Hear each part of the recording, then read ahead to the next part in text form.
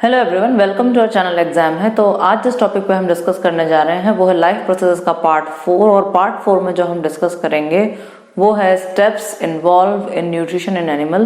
तो अब जैसे कि दो तरीके के एनिमल होते हैं, कुछ होते हैं यूनिसेलुलर ऑर्गेनिज्म और मल्टीसेलुलर ऑर्गेनिज्म। तो यूनिसेलुलर ऑर्गेनिज्म में तो बेसिकली एक ही सेल होता है जिसको सारे प्रोसेस करने होते हैं, लेकिन जैसे जैसे कि ऑर्गेनिज्म इवॉल्व होता गया तो वो यूनिसेलुलर से मल्टीसेलुलर में कन्वर्ट होता गया। तो जैसे जैसे वो मल्टीसेलुलर में बना और जो सबसे लेटेस्ट इन्वेंशन है जो कि है हम ह्यूमंस, तो इनका जो हमारा जो डाइजेस्टिव सिस्टम है, हमारा जो पूरा प्रोसेस है न्यूट्रिशन इनटेक का, वो थोड़ा सा स्टेप वाइज प्रोसेस है।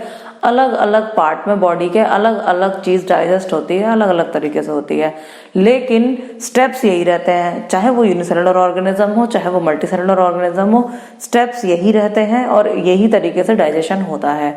तो सबसे पहला जो स्टेप रहता है वो रहता है इंजेशन। इंजेशन का मतलब होता है इनटेक ऑफ फूड, यानी कि फूड को खाना। तो हम जैसे कि जितने भी ऑर्गेनिज्म है ये होलोजोइक मोड ऑफ न्यूट्रिशन के होते हैं, तो उसमें सॉलिड फूड पार्टिकल जैसे ह्यूमंस और amoeba holozoic mode of nutrition के होते हैं। तो ये सॉलिड फूड पार्टिकल को इनटेक करते हैं, उसको डाइजेस्ट करते हैं और उसके बाद जो वेस्ट प्रोडक्ट होता है उसको वो निकाल देते हैं। तो इंजेशन का सिंपल सा मतलब होता है इनटेक ऑफ फूड, फूड को खाना। उसके बाद आता है डाइजेशन का प्रोसेस। अब फूड को खा लिया, अब फूड के जो न्यूट्रिएंट्स हैं वो बॉडी में किस तरीके से एब्जॉर्ब होंगे। तो न्यूट्रिएंट एब्जॉर्ब होने के लिए पहले उस फूड को तोड़ना पड़ेगा, यानी कि उसको डाइजेस्ट करना पड़ेगा। तो फिर बहुत सारे एंजाइम्स होते हैं ह्यूमंस के अंदर, तो खासकर बहुत सारे एंजाइम्स और बहुत सारे जूसेस होते हैं जो कि इस फूड को डाइजेस्ट करता है। अमीबा के अंदर भी फूड वैक्यूल होता है जिसके अंदर फूड पार्टिकल जाता है, तो वो उसको फिर डाइजेस्ट करना चालू कर देता है। जब फूड डाइजेस्ट हो जाता है उसके बाद क्या होता है, उसके बाद उसके न्यूट्रिएंट्स निकल के आ जाते हैं। यानी कि अब जैसे आप कोई सब्जी या रोटी खाएंगे तो ऐसा तो है नहीं कि वो सब्जी रोटी डायरेक्ट आपकी बॉडी को फायदा पहुंचाएगी, पहले वो टूटती है। यानी कि अगर आपने चपाती खाई है तो वो क्या है, वो कार्बोहाइड्रेट है। तो कार्बोहाइड्रेट जो कॉम्प्लेक्स फॉर्म में आपने खाया है उसको पहले सिंपलेस्ट फॉर्म में आना पड़ेगा। तो सिंपलेस्ट फॉर्म में वो जब आएगा उसके बाद ही आपकी बॉडी उसको एब्जॉर्ब कर पाएगी, क्योंकि आपकी बॉडी के जो सेल्स होते हैं वो इतने छोटे होते हैं कि वो उसका जब तक साइज नहीं आ जाता सेल्स तब तक उसको नहीं ले पाते हैं। यानी कि एक पर्टिकुलर साइज चाहिए होता है सेल्स को उसको एब्जॉर्ब करने के लिए जो भी न्यूट्रिएंट्स हम लेते हैं। अब ऐसे हम कोई भी सब्जी खाते हैं जिसमें आयरन होता है मिनरल्स के फॉर्म में, और भी दूसरी चीजें होती हैं, विटामिन होते हैं या क्या बोलते हैं प्रोटीन्स होते हैं, तो वो सब भी डाइजेस्ट होने जरूरी होते हैं, क्योंकि वो भी जो है कॉम्प्लेक्स फॉर्म में चेन के फॉर्म में होता है जिन्हें फिर टुकड़ों में तोड़ना पड़ता है, उसके बाद ही सेल उसको लेना चालू करता है। तो ये प्रोसेस कहलाता है डाइजेशन। अब क्या हुआ कि ये सारे न्यूट्रिएंट्स तो इकट्ठे हो गए, अब क्या होता है कि इनको एब्जॉर्ब होना, यानी कि हमारी बॉडी इसको एब्जॉर्ब करे न्यूट्रिएंट्स को। तो हमारी बॉडी में कहाँ एब्जॉर्प्शन होता है इन सारे न्यूट्रिएंट्स का, वो होता है इंटेस्टाइन में। और अमीबा क्योंकि वो तो सिंगल सेलुलर ऑर्गेनिज्म है तो उसके अंदर भी एब्जॉर्प्शन होता है, लेकिन उसके अंदर फूड वैक्यूल से ही एब्जॉर्प्शन हो जाता है, ये मैं आपको अभी आगे बताऊंगी। तो एब्जॉर्प्शन का जो प्रोसेस होता है उसमें ये होता है कि जो भी न्यूट्रिएंट है वो आपकी बॉडी में एब्जॉर्ब हो, और एब्जॉर्ब होके वो कहाँ जाए, ब्लड में जाए। अब ब्लड में ही क्यों जाए, क्योंकि ब्लड ही एक ऐसा ट्रांसपोर्ट सिस्टम है आपकी पूरी बॉडी में जो कि आपके ऊपर से लेके नीचे तक पूरा ट्रांसपोर्ट का नेटवर्क बनाया हुआ है। तो जो भी आप खाना खाते हो तो वो पेट से पूरी बॉडी में न्यूट्रिशन कैसे पहुंचाएगा, तो उसका एक ही ट्रांसपोर्ट सिस्टम है जो कि है ब्लड। तो ब्लड में जब तक खाना एब्जॉर्ब नहीं होता तब तक खाना न्यूट्रिएंट्स एब्जॉर्ब नहीं होते खाने के, तब तक हमारी पूरी बॉडी में न्यूट्रिएंट नहीं जाएंगे। जैसे कि अगर हम गाजर खाते हैं उसमें कैरोटीन होता है जो कि हमारी आईज के लिए बहुत अच्छा होता है। तो खाना तो हम पेट में जाता है हमारा स्टमक में, फिर उसके बाद इंटेस्टाइन में जाता है, तो उससे हमको बेनिफिट आईज में कैसे हो रहा है, तो वो ऐसे होता है कि जब ब्लड उसके न्यूट्रिएंट को एब्जॉर्ब करती है और उसको सर्कुलेट करती है पूरी बॉडी में, तो जहां जहां भी उस न्यूट्रिएंट की रिक्वायरमेंट होती है वो ब्लड से वहां वहां न्यूट्रिएंट खिंच के चले जाते हैं। उसके बाद आता है एसिमिलेशन। एसिमिलेशन वो चीज है कि अब न्यूट्रिएंट एब्जॉर्ब हो गए, अब इनका क्या रोल है बॉडी में। तो जगह जगह न्यूट्रिएंट्स का अलग अलग जगह अलग अलग चीजों में रोल, जैसे कैल्शियम हड्डियों के लिए जरूरी है, कैरोटीन आइज के लिए जरूरी है, प्रोटीन बाल और नाखूनों के लिए ज़रूरी है, तो स्किन के लिए ज़रूरी है। तो ऐसे ही अलग अलग चीज़ें होती हैं जो कि अलग अलग बॉडी के पार्ट्स को फ़ायदा पहुंचाती हैं, तो वो कहलाता है एसिमिलेशन, यानी कि जो न्यूट्रिएंट्स हमने खाए हैं वो एब्जॉर्ब भी हो गए, अब वो क्या फ़ायदा पहुंचा रहे हैं वो एसिमिलेशन में आता है। उसके बाद आता है इजेशन। इजेशन में आता है कि जो भी अनडाइजेस्टेड फूड है, यानी कि अब उसको बॉडी की कोई रिक्वायरमेंट नहीं है, तो वो जो अनडाइजेस्टेड फूड है वो जाता है सीधा आपके लार्ज इंटेस्टाइन से ट्रैवल करते हुए रेक्टम में इकट्ठा होता है और उसके बाद वो एनस के थ्रू बाहर एक्सपेल हो जाता है। तो वो अनडाइजेस्टेड फूड होता है जिसकी अब बॉडी को रिक्वायरमेंट नहीं है, या तो वो फाइबर्स या रफेज होते हैं जो हमारी बॉडी उसके न्यूट्रिएंट ऑलरेडी एब्जॉर्ब कर चुकी है, अब बॉडी को उसकी रिक्वायरमेंट नहीं है, और यही प्रोसेस आपको अमीबा में भी देखने को मिलता है। तो कुल मिला के ये 5 स्टेप्स होते हैं जो कि आपको ह्यूमंस में भी देखने को मिलेंगे, जो कि मल्टीसेलुलर ऑर्गेनिज्म है, और अमीबा में भी देखने को मिलेंगे जो कि एक यूनिसेलुलर ऑर्गेनिज्म है, और ऐसे ही पैरामीशियम में भी देखने को मिलेंगे। तो अब सबसे पहले हम समझेंगे न्यूट्रिशन इन अमीबा।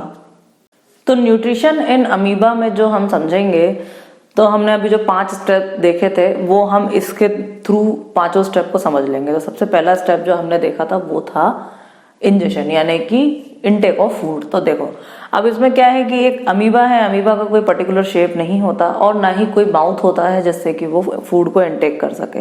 इसीलिए क्योंकि उसका ना ही कोई पर्टिकुलर शेप होता है, ना ही उसका कोई माउथ होता है, तो उसको फूड को इनटेक करने के लिए स्यूडो फीट बनाने पड़ते हैं। स्यूडो यानी कि काल्पनिक उसको ऐसे आउटग्रोथ्स बनाने पड़ते हैं जिससे कि वो ऐसे करके फूड को अंदर ले लेता है। तो ये जो दिख रहा है ना आपको, ये स्यूडो फीट, इनको कहते हैं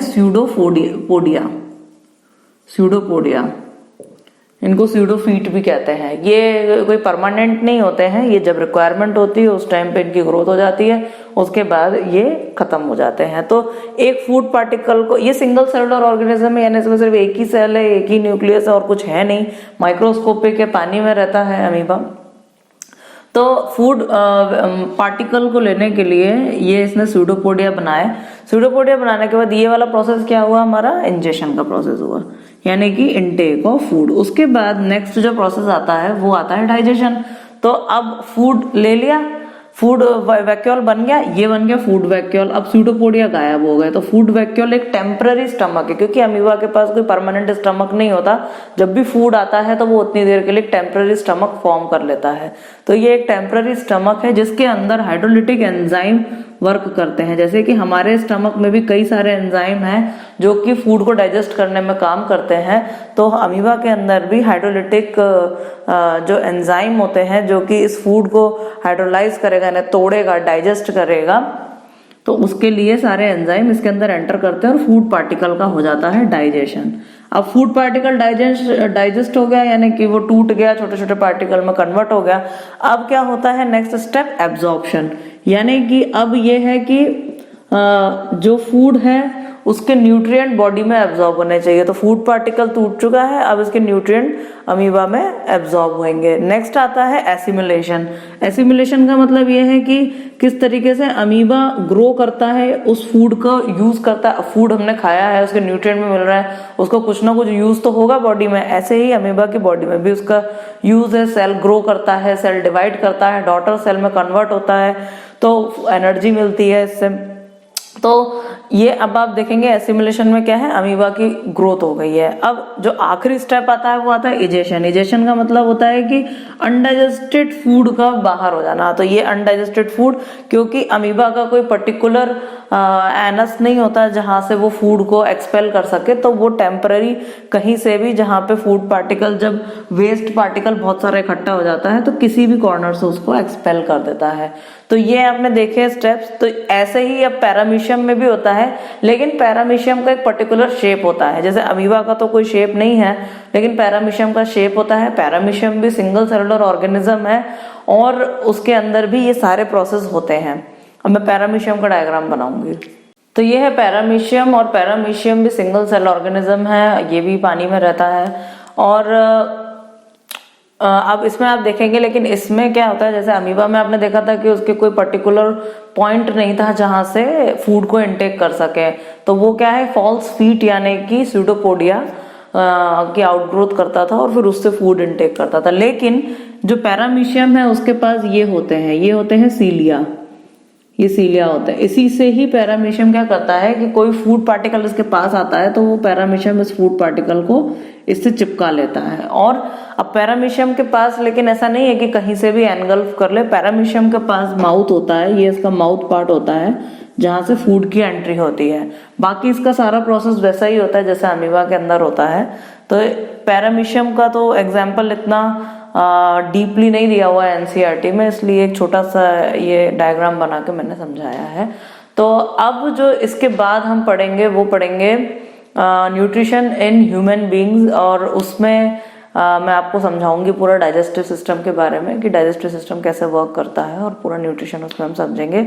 लेकिन वो समझेंगे हम नेक्स्ट वीडियो में। तब तक के लिए आपको मेरी वीडियो पसंद आए तो उसे लाइक करें, शेयर करें, चैनल को सब्सक्राइब करें और नोटिफिकेशन के लिए बेल आइकन को ज़रूर दबाएं। Thank you.